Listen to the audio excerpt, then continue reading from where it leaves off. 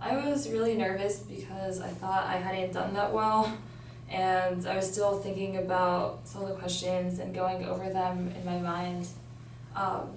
Yeah, I was really doubtful about how I did. So I checked my score at school, and at first I couldn't really believe it. And so I asked one of my friends next to me to check whether it was real or not. And then when she told me it was real, I still couldn't really believe it until pretty much the next day. And I think everyone, my friends and family, were pretty excited for me. I would say to do a lot of practice, like whenever you have time, whether it's just 20 minutes or an hour, just pull out your book and do some problems.